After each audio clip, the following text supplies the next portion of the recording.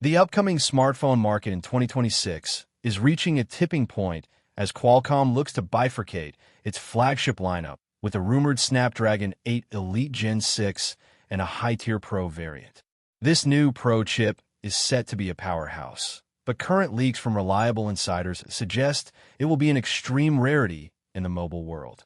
The primary reason is the astronomical cost of innovation. As the first mobile processor potentially built on TSMC's cutting-edge 2nm process, a single chip could cost manufacturers over $300. When a single component takes up such a massive portion of a device's budget, most brands will reserve it only for concept-style phones where price is no object. Compounding this issue is a looming memory crisis that is driving up the price of DRAM.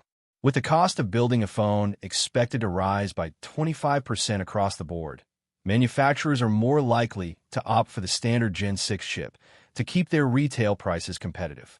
While the standard version might miss out on next-generation features like LPDDR6 RAM support or the highest-tier GPU performance, it provides a safer balance of power and heat management.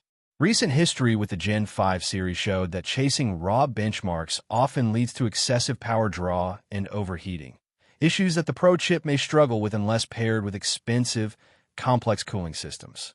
Ultimately, while the Snapdragon 8 Elite Gen 6 Pro represents a massive leap in engineering, the practical realities of the 2026 economy mean that the standard Gen 6 will be the true engine behind most flagship devices. For the average user, the benefits of better battery life and a lower price point will likely outweigh the theoretical speed of a Pro chip they may never actually see in a store.